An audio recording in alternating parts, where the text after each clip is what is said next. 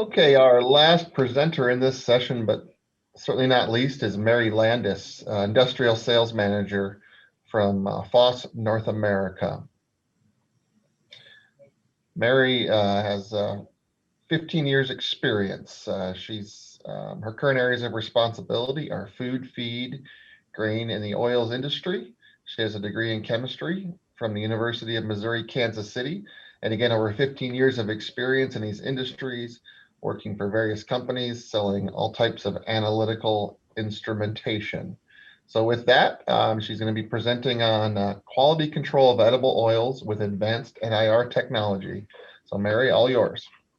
All right, thank you, Ryan. So yeah, as Ryan said, my name is Mary Landis, and I work for FOSS North America in the oils, grain, forage, and feed industries. So I'll be talking today about these specific topics, specifically in regard to the DS2500L for use with oil products. I'd like to start by giving you a bit of history about FOSS. Niels Foss began his company in 1956.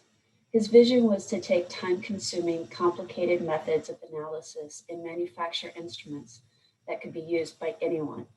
He grew this company into a worldwide entity that has become the dominant player in the food and agricultural industries with regards to analytical instrumentation. FOSS was founded on three core principles of being the first in innovation, being customer-centric, and retaining its people and knowledge. From the inception of our company, our core values have not changed. The oil industry is a great example of how we're pioneering the way for new analytical tools to meet the industry needs. These are the core technologies FOSS is heavily involved in.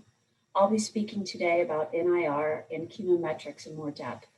In order to get the most out of this session, I think it's necessary to take a step back and walk through the fundamentals of NIR.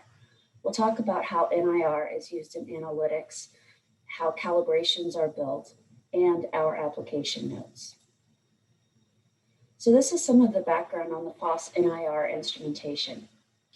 The NIR System 2 was referred to as the 5000 and the 6500, and they were the absolute workhorses for academic purposes in the 90s and early 2000s. In 2005, FOSS developed the InfraExact, which had a redesign for an environment with a lot of moisture, dust, and heavy vibration. It was also redesigned to be used by plant operators in industry with little to no laboratory experience. However, with this redesign, the wavelength accuracy and precision was sacrificed. But remember, the goal was to withstand harsher environments, which we did accomplish. We then came out with the XDS, which was designed to produce the best optical signal-to-noise ratio over the 400 to 2500 nanometer wavelength region, which was to be used in a clean research environment.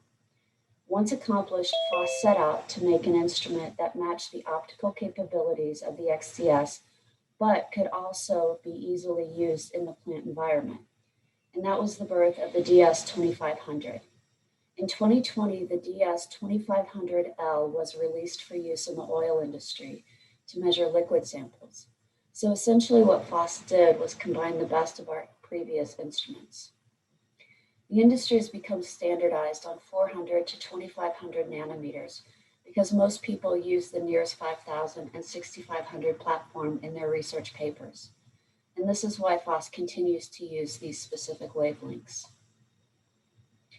So I'm going to focus on three major trends in the oil industry environment that FOSS has identified. First being the increased sensitivity of specific parameters for materials and products. Second is the inline process control. And thirdly, the digitalization of the food production environment. So this slide shows various points in the manufacturing process as points of use for our instruments to provide rapid analysis of key parameters in oil production, which gives you the power to make timely, informed decisions.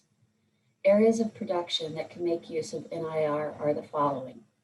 In raw material receiving, it allows you to check incoming ingredients to make real-time formulations.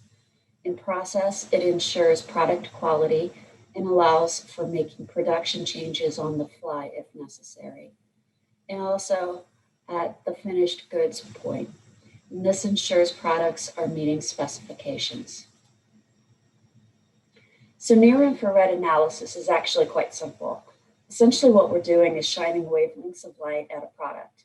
Based on the composition of that product, specific wavelengths will be absorbed or reflected due to the vibrations of molecules. We collect that information about which wavelengths are being absorbed or reflected using a detector. That information is then correlated to the results from the primary method of analysis. We then create a calibration database for the composition of the product to be predicted. So I'd like to discuss a little bit about accuracy versus precision. The NIR is highly precise. AOAC approved primary methods are accurate and precise if performed correctly. The accuracy of NIR comes from the primary reference method being used. So the general rule is that the FOSS NIR will be within 1.5 to 2 times the error of the reference method. The absorbance bands observed in the near-infrared region arise mainly from vibrations of molecules that have covalent bonds with hydrogen atoms, such as with fat, moisture, and protein. With the new technology we've come out with, it's opened up areas that allows for measurement of additional parameters that are more challenging and have lower concentration ranges. So the concept behind building a calibration is to first scan the sample on the instrument, giving us a spectra. Then we send that exact same sample to the lab for chemical analysis, which is used as reference data. Finally, we correlate the sample spectra to the reference data. That gives us one data point for the calibration. We'll do that exact same thing over the range of target results to create your calibration model. So I know there's a lot on this slide, but I feel it's important to walk through the major components of our NIR instruments. There are different characteristics that make up each particular wavelength. As we get closer to 2500 nanometers, there's a much better signal-to-noise ratio. However, we do lose some of the sample penetration depth than what occurs at 400 nanometers. For this reason, we're very selective about which wavelengths we pick for measurements because each wavelength gives unique information about the compound being analyzed. Overtones are characteristics of specific molecules, and that's why it's important to look at the entire spectrum. Types of measurements that we offer are transition, reflectance, and transflectance. Transmission is the ability to look through the sample for less homogeneous products. Reflectance has the penetration depth, but provides information about more parameters of your product. And transflectance is a hybrid of the two. It provides increased sensitivity of reflectance while looking through the oil sample and allows for various path lengths of light to be used. The DS2500L uses transmission, where we've combined most of the visible region along with the NIR region into one solution, with the ability to measure from 400 to 2500 nanometers. FOSS implements the use of various types of regression methods. ANN, or artificial neural networks, deals with nonlinear correlations or large concentration ranges. We've seen that as the concentration range increases, the instrument response is not always linear. PLS, or the partial least square, can deal with linear correlations. And we've seen that our PLS regression method works very well in oil data sets, since we're typically looking at smaller concentration ranges. So FOSS has taken the initiative to create calibrations for oil products. These calibrations can be slightly modified if needed to be more specific to your product. We publish our FOSS calibrations in what we call application notes. The application notes are key in providing result expectations in sample preparation information, such as the type of vial being used. N is the number of samples used to create the calibration. For this calibration on FFA, we've used 2,156 samples, or that's 2,156 data points within a specified range. We also provide the mean reference value in the calibration set, along with the minimum and maximum reference values. The application notes also contain a section showing the validation performance. Here we use additional samples to validate the calibrations we've created. In this validation set, we used a total of 670 samples. We show that the linear correlation, which is expressed as the R squared value or RSQ for FFA, is to be 0.96. And R squared equaling 1 means you have a perfect correlation. The accuracy of the DS2500L, which is expressed as the standard error of prediction for FFA, is 0.15. This means that out of those 670 samples that were sent to the lab, we found the error only to be 0.15%. Now keep in mind that we're looking at many different products, and also remember that the NIR is 1.5 to 2 times the error of the primary method. The graph shows the predicted measurements as blue dots on the line for the reference data. You can also see that with the iodine value, oleic acid, and linoleic acid value, we have an R squared of 0.99, meaning that the correlation is extremely good. Now this is purely an example of what FOSS has created. Where we have really had the most success is in collaboration with individual customers to build specific calibrations for their manufactured products. And this is an area where we would be happy to explore with you at a later time. So the solution, in short, is that the DS2500L provides results that you can rely on while measuring multiple parameters simultaneously in less than a minute with minimal sample preparation. It's based on a tried and true platform of the DS2500 and allows for temperature control and color measurement. So different samples may require specific vials and cuvettes for measurements, and we've produced different sizes and materials for sample presentation to the NIR. Our application notes detail the type of container used for analysis.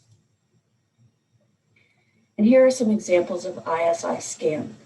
It's a FOSS-developed user interface software where you have the information about the particular products you're running.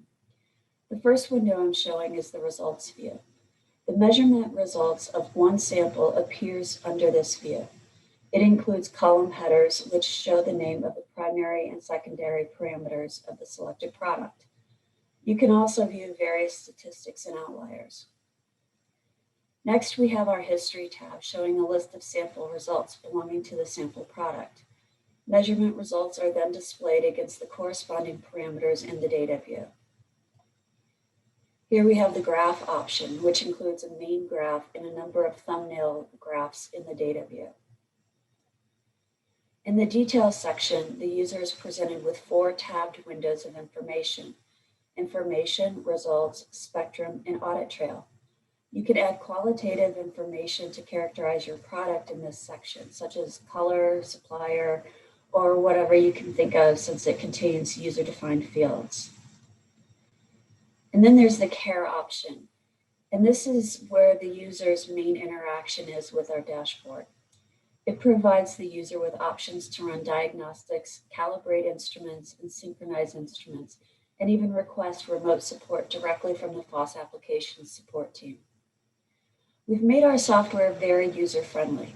People can typically be trained on it in 30 minutes, and it's geared towards operators that aren't very familiar with NIR or using computers.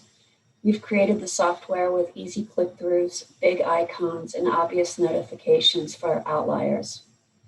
As you can see, we've also embedded our own SPC charts. So when you do have an outlier, it pops up right away, and it's very obvious.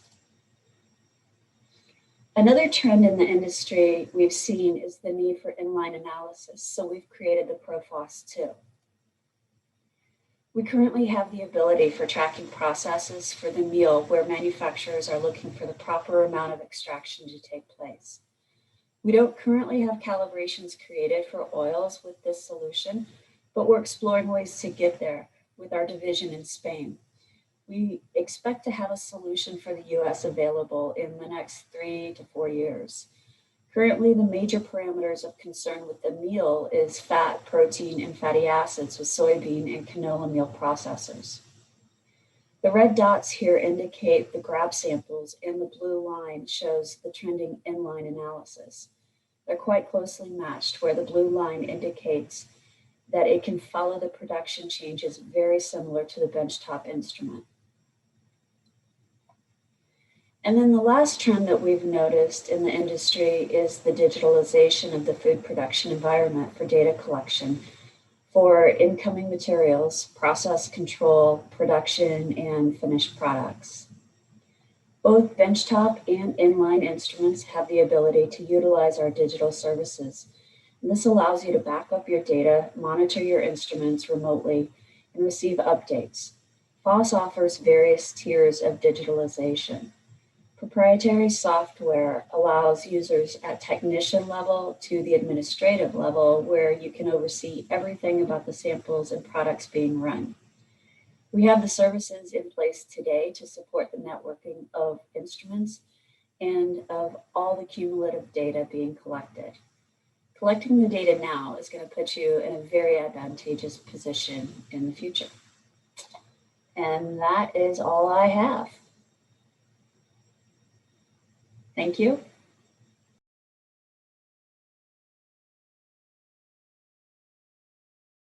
Thanks a lot, Mary, for the presentation. Interesting look at some analysis that can be done. One question for you. You touched a little on the data that's generated. Is that cloud-based, or where does the data stored, or what are the options there? Yeah, so we actually have 3 different ways that you can do that. There's a cloud-based, and then we also can let individual manufacturers have their own if they wanted to, and then we also have a shared storage as well. Okay. What are some other areas that your company is utilizing NIR technology? Oh my gosh. So 80% of the world's grain right now is traded and analyzed using FOSS instruments. We also have 85% in the dairy industry using FOSS instruments, both benchtop and online. It's pretty much anything agricultural that you can think of where we are a major player. Great, great. See any other questions? No other questions. All right, thanks, Mary. Okay, thank you.